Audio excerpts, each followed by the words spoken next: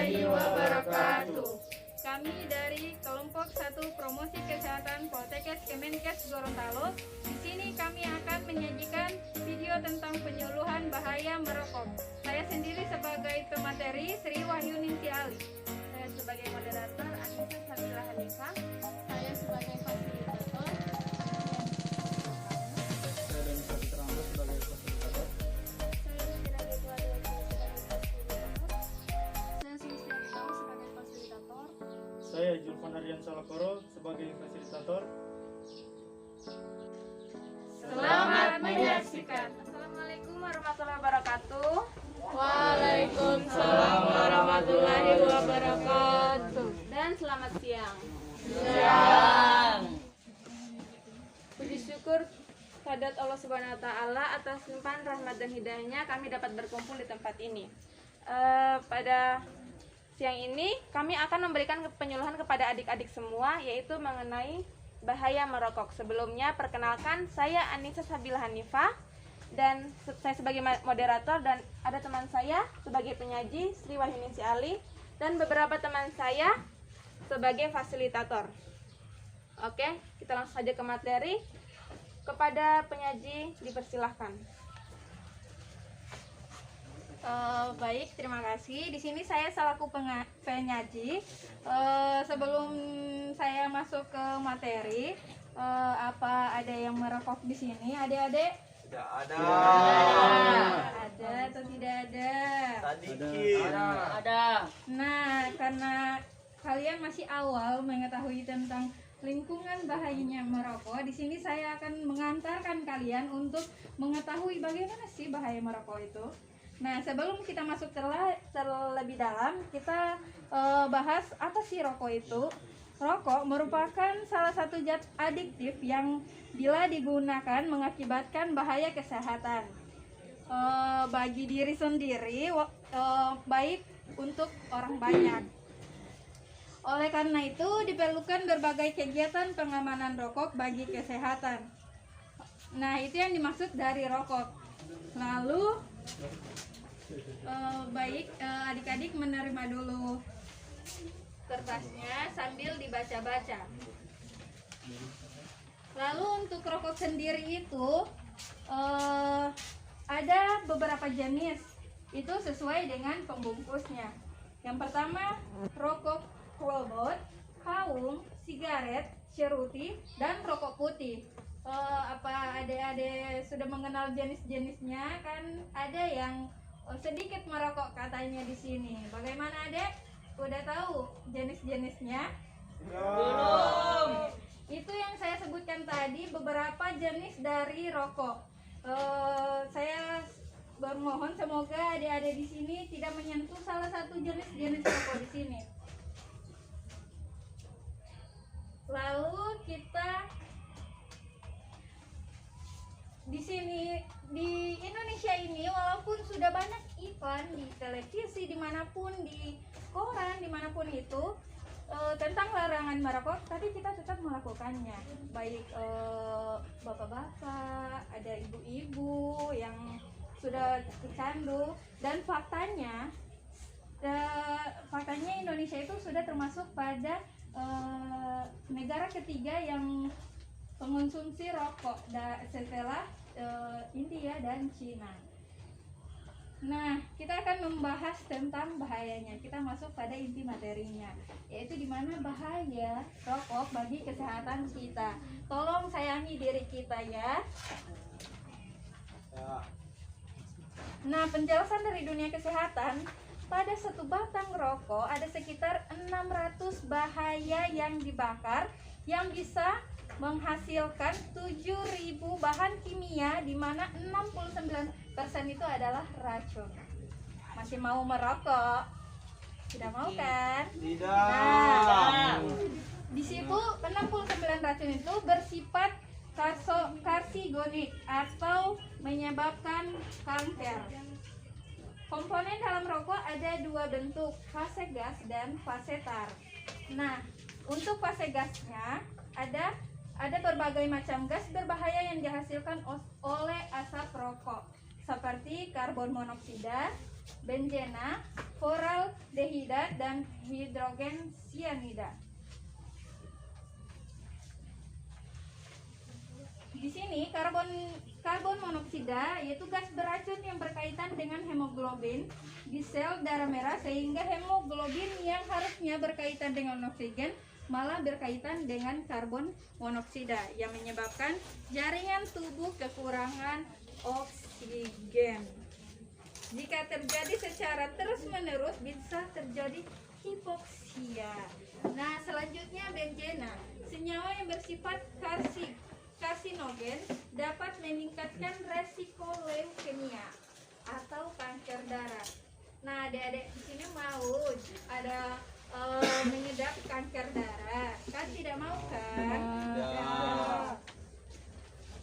Lalu ada formaldehida yang mengakibatkan iritasi pada mata, hidung, serta tenggorokan jika sering terpapar senyawa tersebut yang bisa mengakibatkan kanker. Nah, walaupun di sini adik-adik tidak mungkin tidak merokok, yang di sekitar kalian ada yang merokok, kita bisa terpapar zat yang sangat berbahaya ini. Lalu ada hidrogen sianida, gas beracun yang dapat berdampak buruk pada jantung, sistem saraf, paru-paru, dan tiroid. Lalu ada fasetar. Fasetar yaitu residu pembakaran rokok. Juga bisa menempel di paru-paru dan dapat merusak silia atau rambut-rambut yang ada di paru-paru, yang berfungsi membersihkan dahak yang ada di paru-paru. Lalu tar juga bisa menempel di rongga mulut, gigi, ujung jari, dan kuku perokok, sehingga ada perokok yang kukunya kuning-kuning, giginya kuning, walaupun sudah sikat gigi tiap hari ya. Tar juga mengandung berbagai senyawa kimia yang terdiri dari nikotin, logam berat, zat karsinogen yang berbahaya seperti TSNA, PAH, dan arsenik. Nah, kita sering mendengar kata nikotin. Nikotin itu bekerja di otak, merangsang meningkatnya hormon adrenalin, dopamine yang menyebabkan perokok senang dan fokus ketika berhenti. Kedua hormon ini kurang dan saat itu perokok akan merasa cemas, uring-uringan, serta kecanduan. Nah, di sini kita tekankan ya adik-adik, sebelum kalian lebih lanjut lagi untuk merasakan gimana sih enaknya rokok, kok saya merokok enak ya, kok saya seperti melayang ya. Nah, sebelum kalian masuk pada fase itu, saya antar kalian pelan-pelan untuk mengetahui bahayanya merokok. Lalu hormon adrenalin juga berperan memacu detak jantung dan merangsang berkelompoknya sel pembeku darah yang menyebabkan penyumbatan di pembuluh darah kalian. Lalu bila sumbatan terjadi di otak, itu bisa menyebabkan stroke. Lalu kalau di jantung itu bisa menyebabkan serangan jantung, dan di ginjal bisa hipertensi hingga gagal ginjal. Kemandulan di plasenta pada wanita hamil menyebabkan kelainan janin, lahir prematur, dan keguguran. Nah, untuk cewek-cewek juga ya, jangan pernah mencoba sekalipun jangan pernah. Dan jika kalian sudah besar nanti, usahakan jauhi lelaki yang selalu berbau rokok. Jangan ya, nanti itu bisa merusak kalian, baik paru-paru dan organ yang lainnya. Lalu untuk kan kita sudah menjelaskan tentang bahayanya merokok. Nah, kita membahas tentang tipe perokok supaya kalian bisa tahu kalian itu jika sudah merokok, kalian itu ada di tipe mana sih, dan kapan sih kita harus menghentikan itu. Tipenya itu ada dua ya. Tipe yang pertama itu tipe perokok berat yang sudah lebih dari 30 batang per hari dan dan selang merokoknya 5 menit setelah bangun pagi. Apa adik-adik sudah termasuk pada kategori tersebut? Mungkin cewek-cewek saya mengerti belum ya. Untuk laki-laki ini mohon ya jangan sampai termasuk pada tipe ini.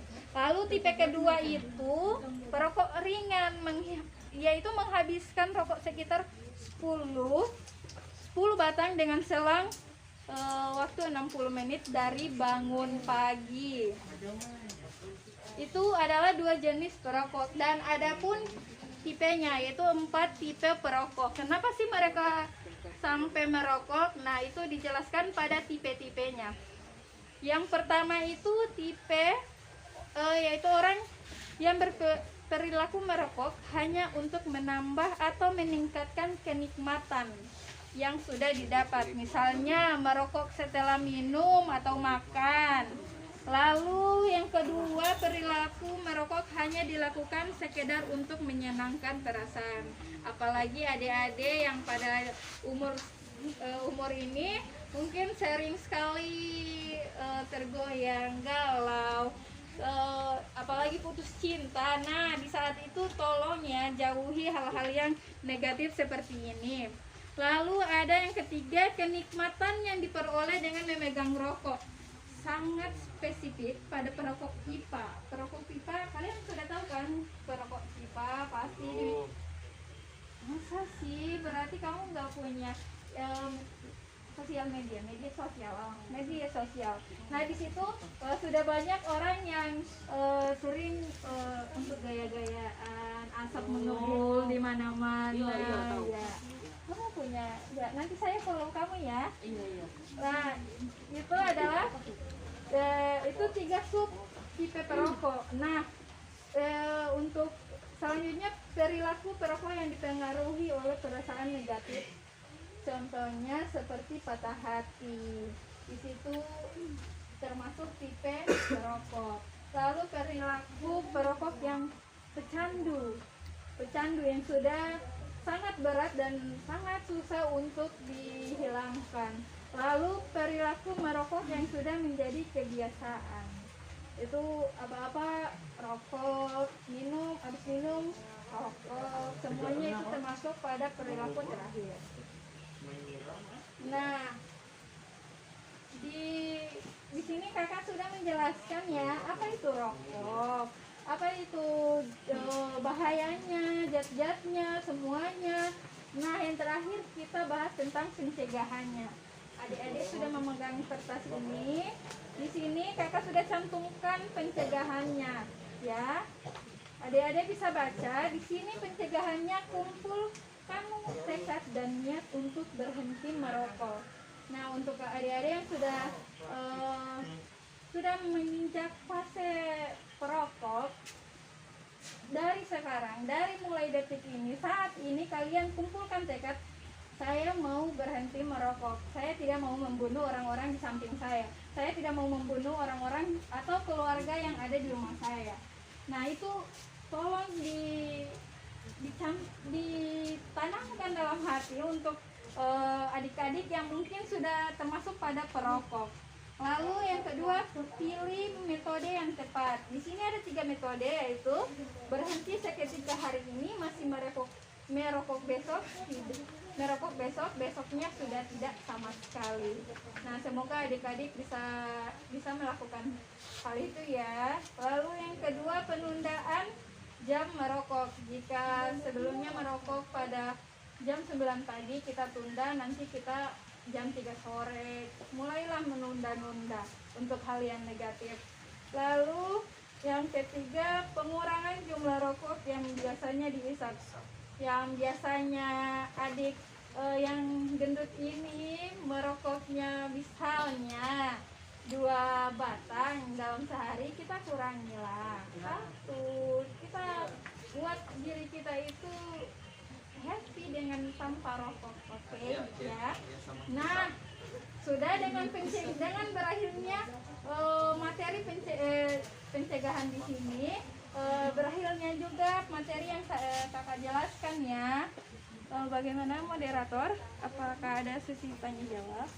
Ya, baik. Saya silakan pada moderator. Terima kasih.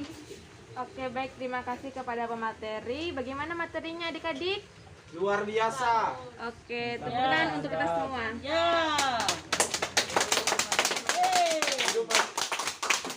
Oke, terima kasih. Sekarang kita masuk ke sesi tanya jawab. Saya berikan kesempatan untuk 2 penanya ya. Oke, dipersilahkan. Ada yang ingin bertanya? Gimana dek? Mau bertanya? Saya Kak. Oke, dipersilahkan berdiri dan sebutkan nama ya. Ya, sebelumnya terima kasih atas kesempatan berikan kepada saya. Di sini saya sudah menerima semua materi yang sudah dijelaskan oleh kakak. Saja saya ingin bertanya, Kak. Di sini kan saya berbagi pengalaman dulu ya, Kak. Ada teman saya, dia berawal menjadi perokok itu lantaran mungkin dia putus dengan kekasihnya. Terus ada temannya yang menawarkan rokok. Dari situ dia sudah mulai menjadi perokok hingga saat ini, Kak. Terus yang saya tanyakan, bagaimana cara menghadapi teman yang terus menghasut kita untuk mengajak kita merokok seperti itu, Kak. Pada saat saat-saat kita sedang patah hati ataupun membutuhkan sesuatu dorongan dari orang lain, Kak. Bagaimana caranya menghindar agar kita tidak terhasut ke dalam dunia merokok itu, Kak. Terima kasih, Kak. Oke, terima kasih kepada penanya. Bagaimana pemateri? Apakah langsung dijawab atau ditampung dulu? Ditampung dulu, kita tambah 1. Oke, ada lagi yang ingin bertanya?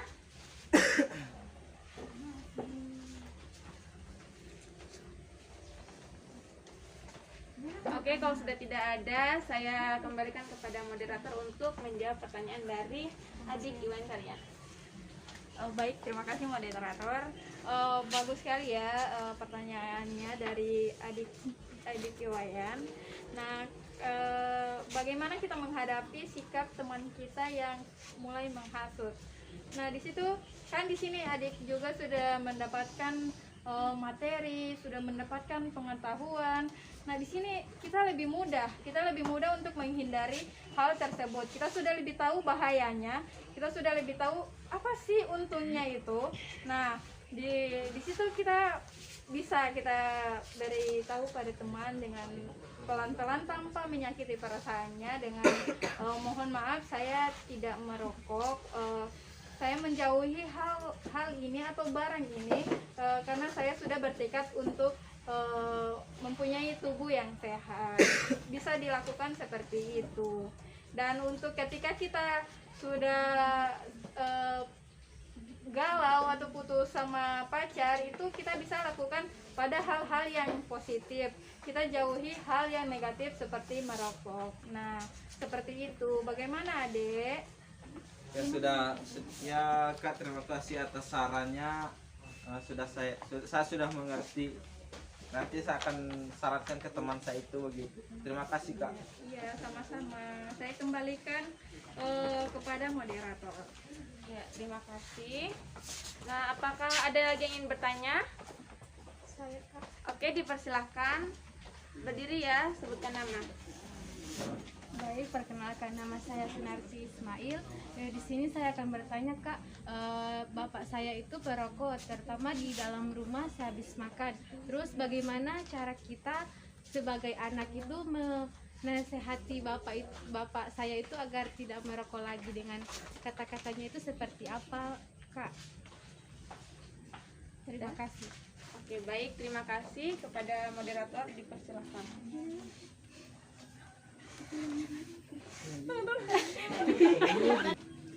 Oke, baik, kepada pemateri dipersilahkan untuk menjawab. Baik, terima kasih kepada adik siapa tadi? Sunarti, Kak. Ya, pada adik Sunarti.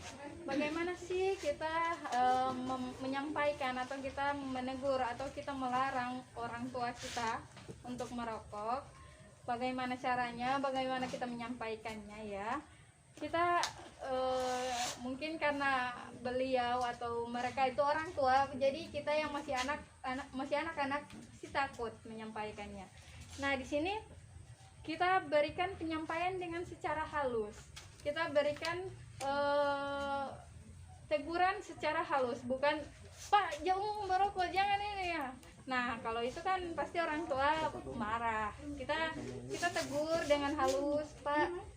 Apalagi ya sudah menerima materi ini, pulang bisa Pak tadi saya ikut sosialisasi itu tentang bahaya merokok. Di situ saya mendengar bahaya rokok ini bisa membuat serangan jantung, paru-paru ini. Nah kita buat itu seperti kita sedang berkomunikasi seperti biasanya, seperti anak dan bapak. Kita jangan langsung menjas atau kita langsung marah-marah ke bapak kita ya, nanti kamu yang akan dimarah. Nah seperti itu adik. Silakan. Oke, bagaimana untuk penanya? Baik, terima kasih atas jawabannya. Oke, terima kasih. Ada lagi? Sudah tidak ada? Tidak. Di sini baik saya akan bertanya kepada kalian ya. Tadi kan sudah diterima materinya.